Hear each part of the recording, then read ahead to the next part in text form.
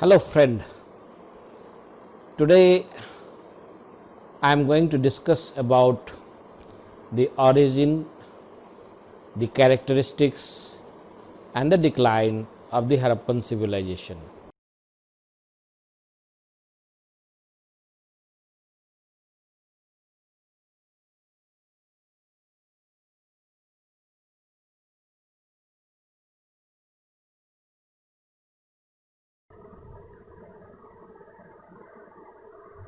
Generally, when we go down memory lane into the history, the one question which always keeps us haunting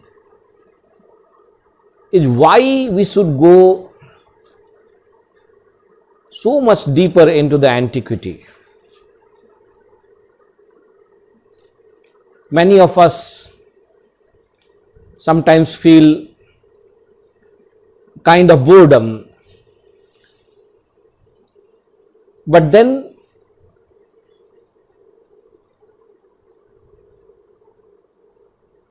it is quite important to know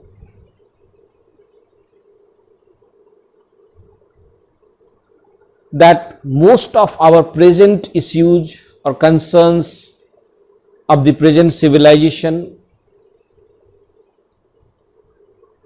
stem out from the past.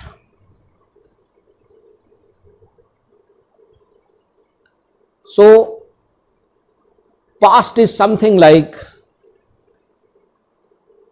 hunt for the roots of our origin or the origin of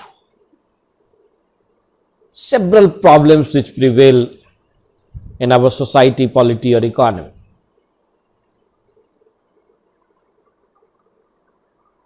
When the Britishers ruled in India, they had a kind of feeling that they belong to the superior Western civilizations which achieved excellence in every realm of life, and Indian civilization cannot match with such an extensive and excellent Western civilization in any aspect.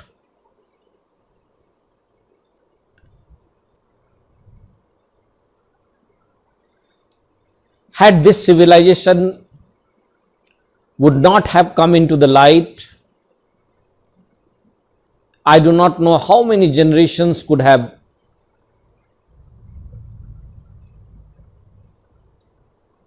the wrong or mistaken perception that their ancestors were quite backward or rural throughout the history. It is very interesting to know in archaeology, the name of the civilization is generally given after the first site of exploration. So that is why it is known as the Harappan civilization. But then the question comes in place, why we use the word civilization? My dear friends, this debris is spread in lakhs of square kilometer, that too in a structured manner, in a symmetric pattern, which is indicative of a kind of centralized administration. And this has yielded numerous examples of the advanced level of civilization, like The buildings like the swimming pool, the collegiate hall, the granary, the great granary, and be it the field of trade and commerce, be it the field of mining, be it the field of civil engineering, hydraulics, be it the field of structural building, structural engineering, town planning. These Harappans were unmatched and unparalleled in their contemporary world. This makes them a kind of distinguished civilization.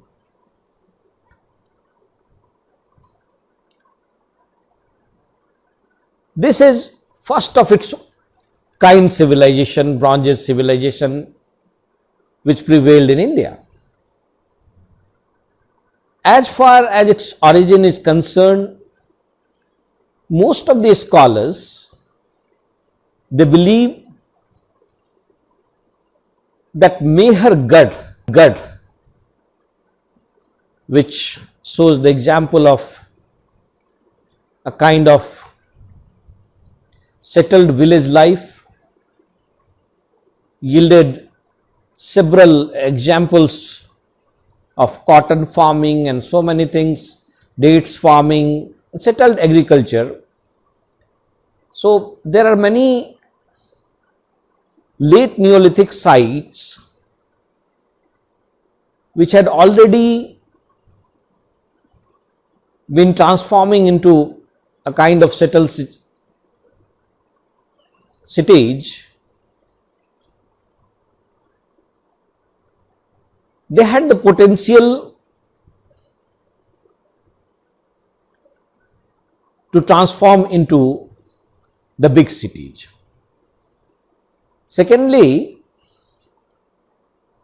the contact of these Harappans with the contemporary advanced civilization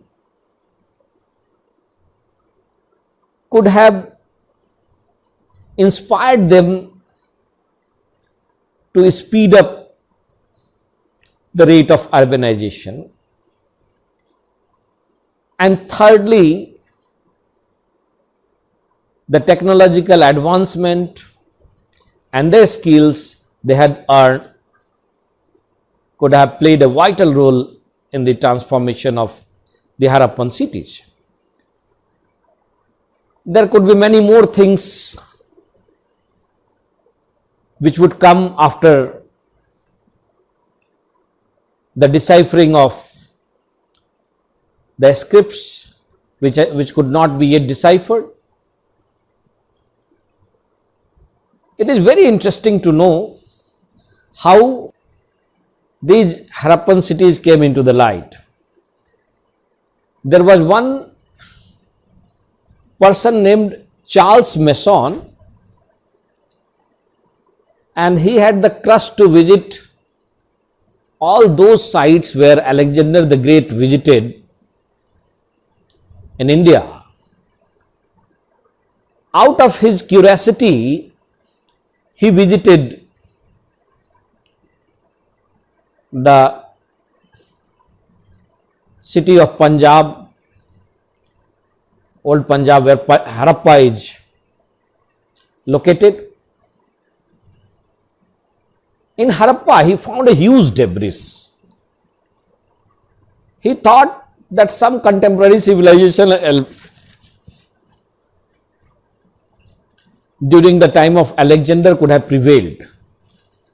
And in 1842, he wrote a book titled Narrative of Various Journeys in Baluchistan, Afghanistan and Punjab, where he gave the reference of the debris of Harappa. Later on, those debris were destroyed. Basically, the major part was destroyed during 1848-49 when a railway line of around 160 kilometer between Multan and Lahore was being laid down. Anyway, as you know that in 1861, when the company regime was over, Archaeological Survey of India was established, and Alexander Cunningham was the first Director General.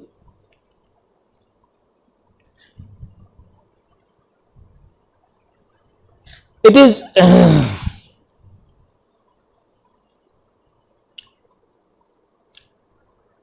around 1853, Cunningham also visited that place, and he believed that the place could be contemporary to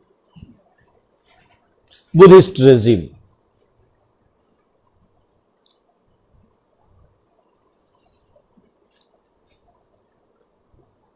Anyway, finally, in 1921, under the guidance of Rai Bahadur Dayaram Sahni, massive excavations of Harappa took place, and it revealed many distinguished future where no man's imagination could reach.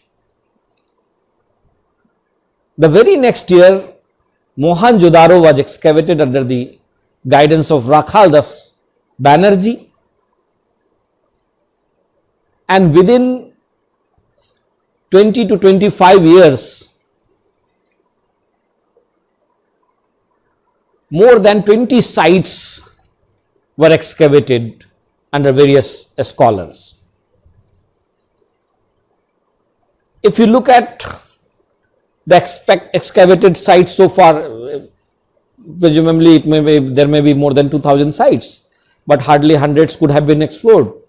But even then, whatever existing sites we have, out of that, if you want to frame the boundary of the civilization, the northernmost boundary could be Manda near Jammu, and if you look at the northwest kind of boundary, then it will be Sortu-Ghai. If you want to frame the western boundary, it would be Sutka-Gendor and eastern Sutka-Gendor. Eastern boundary could be Alamgirpur of Meerut, and southern boundary could be Daimabad of Maharashtra.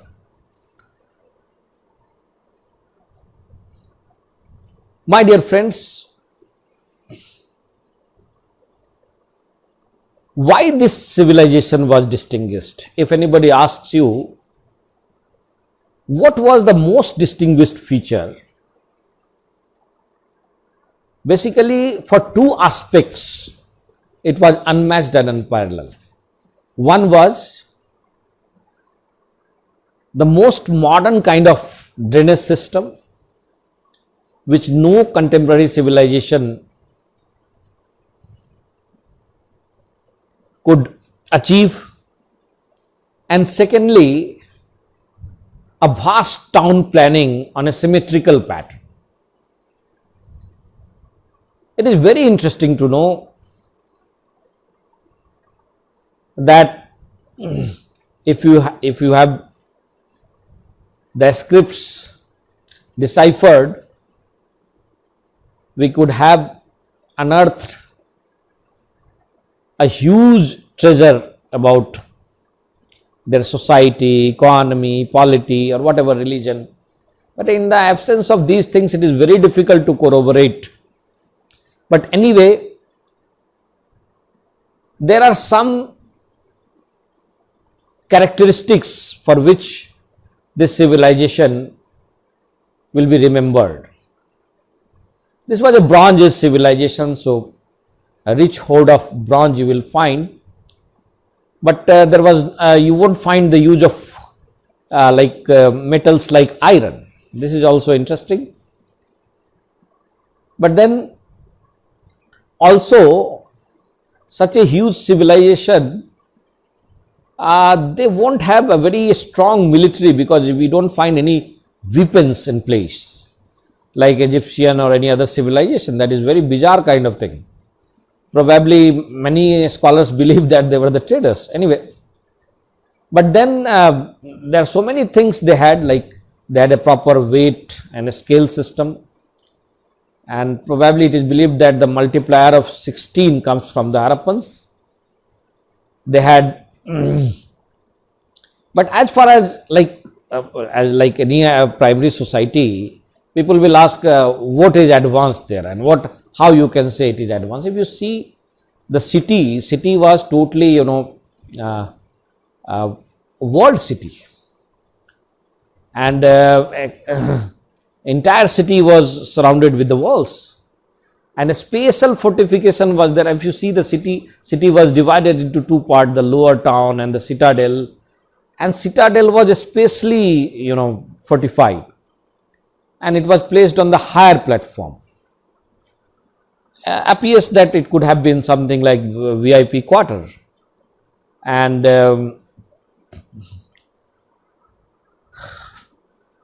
many of the citadels you will find most of the buildings are there, big buildings.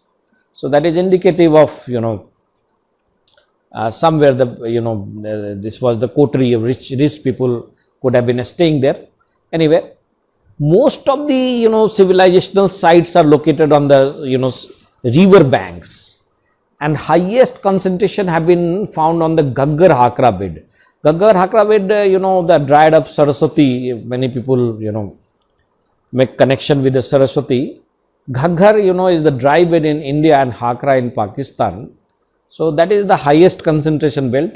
And after the independence, as we all know, that sites got divided, and many of the sites are there in Pakistan.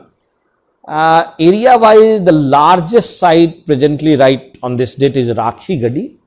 Second is Mohenjo-daro. Third could be Harappa, and fourth is Dholavira. So if Cholistan desert is explored, Gaveriwala side, then the things would have been, will be different.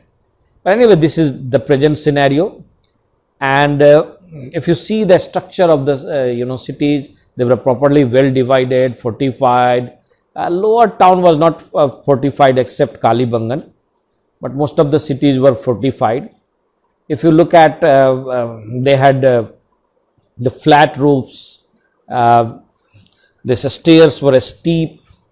Right, a straight stair, that is not a good feature, and generally they use the square kind of arcs. You won't find round arcs.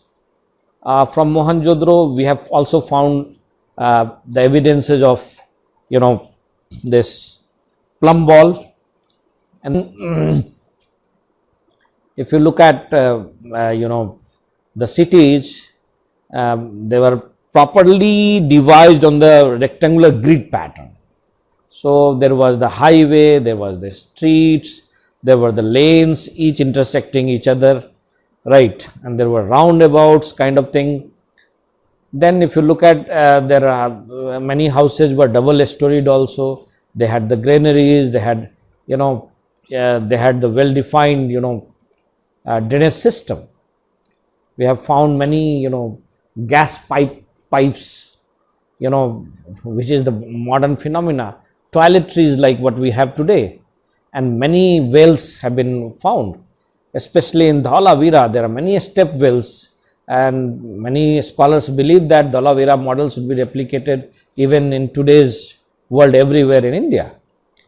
So Dholavira has yielded one of the best example of the water management, because the city was divided in three parts, and they had a kind of slope that they knew how to use because rain fed rivers.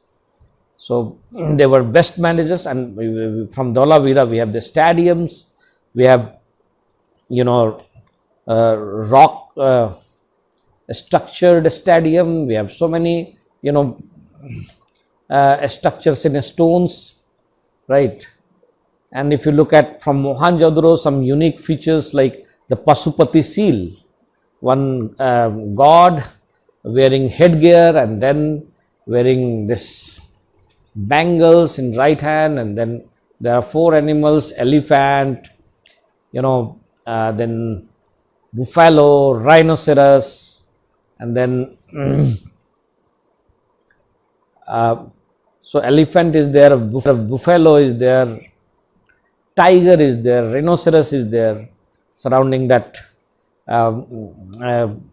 man with headgears. So probably this is the earliest. Marshall calls it as Pasupati seal, because it has been because the Lord Shiva depicted in our epics are very much similar to these kind of things. So many people believe that this is the earliest example of this Pasupati, because the further evidence we have found many phallus structures, that is also indicative of the phallus worship. Mother goddesses, numerous mother goddesses are there in terracotta forms, and seals, they have been depicted in as the mother of origin kind of portrayal. In one of the seal is very similar to the goddess Durga from Mohenjo-daro. So in that way we can see that what we have, they used to worship people, they used to worship an animal, or so kind of many traits of modern worships could be traced out from the Harappan religion, though we cannot say that everything what we have today was there in the Harappan, but yes, traces are there. Secondly, if you look at from Lothal, we have distinguished dockyard to repair the ships. That is not a normal thing, right? From Mohenjo-daro, we have the famous example of bronze dancing girl. From Kalibangan, we have seen the furrowed kind of fields, which is a unique thing, right? From Banavali, they have yielded the terracotta this plough. So from Lothal, we have the example of seed apparatus or something like that. So it cannot be denied that there could have been some strong agricultural base behind the formation of these advanced cities. And finally, how they collapsed, we cannot use the word collapse, basically they declined, and in due course of time they integrated with the local culture, retaining their Harappan traits. Most of the scholars believe like that, because what we find that around 2000 BC, when Harappa was on decline, most of the contemporary civilizations were also on decline. Probably it happened because of the global warming or climatic change or drought, whatever you can presume. Most of the scholars indicate towards that, and that is one of the most scientific conclusion towards the decline of the civilization. There could be n number of imaginations. Once the civilization was on the verge of downfall, definitely it would have been prone to the attack of the neighboring states or neighboring regions, because we find many openly kept dead bodies in Harappan civilization. Different type of burial practices and cremation practices are also indicative of that various kinds of faith existed in the Harappan religion. It was not a kind of monolithic religious people or so. These interfaith beliefs in due course of time became interwoven in Indian society in the due course. And there are many traits, what Harappans had are still retained in our life. Like one site, we have the example, portrayed by B.B. Lal, that the example of placing vermilion on the forehead of a woman, yoga gesture from some of the terracotta figurines. So there were so many things, we still continue. Like in Kali Banga, we have tandoor, modern tandoor kind of thing. We have this fire altars which we use in our sacrifices even today. So there are so many things what Harappans had are still existing in today's world. So we cannot say that the civilization collapsed, but yes, in due course of time, it got integrated into and assimilated into the local culture. So that is why we have the traces of continuity, right? Recently, some of the sites like Rakhi Gadi and some of the newly explored sites, they have yielded many new conclusions. Now it is largely believed that the residents of the Harappans were the local people. They didn't come from Mesopotamia or elsewhere. Thank you very much.